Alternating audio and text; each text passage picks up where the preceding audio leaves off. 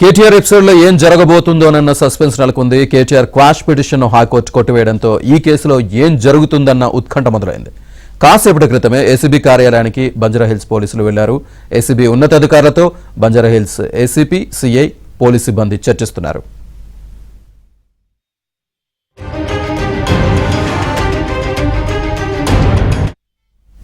మరోవైపు రాయదుర్గంలోని కేటీఆర్ నివాసానికి బీఆర్ఎస్ నేతలు క్యూ కడుతున్నారు. ఏసీబీ సోదాలు చేస్తారన్న సమాచారంతో ఓరియన్ విలాస్లోని కేటీఆర్ నివాసానికి ఇప్పటికే లీగల్ టీం చేరుకుంది.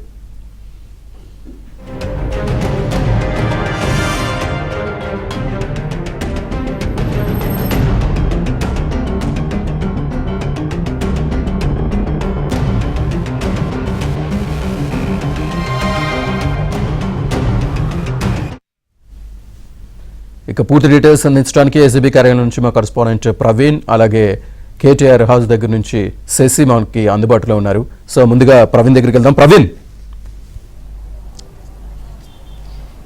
అయితే ఫార్ములా ఈ కార్ రేసింగ్ కేసులో ఇప్పటికే ఏసీబీ అధికారులు విచారణను దూకుడు పెంచారని చెప్పుకోవచ్చు. ఉదయం నుంచి మనం చూసాం, చాలా కీలక పరిణామాలే చోటు చేసుకున్నాయని చెప్పుకోవచ్చు. తెలంగాణ హైకోర్టు కేటీఆర్ వేసినటువంటి పిటిషన్ను కొట్టివేయడంతో ఏసీబీ అధికారులు యాక్షన్ ప్లాన్ అయితే మొదలు పెట్టారని చెప్పుకోవచ్చు.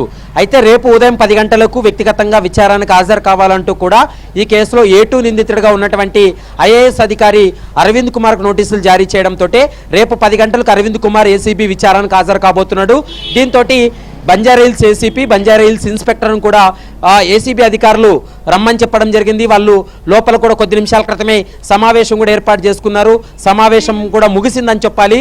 ఎందుకంటే రేపటి నుంచి జరగబోయేటువంటి విచారణ చాలా కీలకమైనటువంటి విచారణ కాబట్టి ఇటు కేటీఆర్ కూడా 9వ తారీఖున విచారణకు హాజరు కావాల్సి ఉంటుంది కాబట్టి దాన్ని దృష్టిలో పెట్టుకొని బందోబస్తు ఏర్పాటు చేయడం కోసం బంజారాహిల్స్ లిమిట్స్లో ఏసీబీ కార్యాలయం ఉంది కాబట్టి ఏసీపీకు మరోవైపు ఇన్స్పెక్టర్ కూడా కొన్ని సూచనలు చేయడం జరిగింది.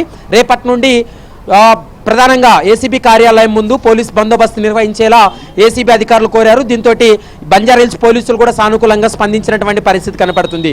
అరవింద్ కుమార్ తర్వాత కేటీఆర్ కూడా విచారణకు రావాల్సి ఉంటుంది కాబట్టి కేటీఆర్ విచారణ సందర్భంగా శాంతి భద్రతల విఘాతం కలగకుండా ఉండేందుకే ఈ చర్యలు కూడా ఉపక్రమించారు. మరోవైపు బీఆర్ఎస్ కార్యకర్తలు కావచ్చు, నాయకులు కూడా నిరసనలో ఆందోళన చేసేటువంటి అవకాశం ఉంటుంది కాబట్టి దాన్ని దృష్టిలో పెట్టుకుని ముందస్తుగానే చర్యల్లో భాగంగానే లా అండ్ ఆర్డర్ పోలీసులకు ఏసీబీ అధికారులు సమాచారం ఇచ్చినటువంటి పరిస్థితి కూడా కనపడుతుంది.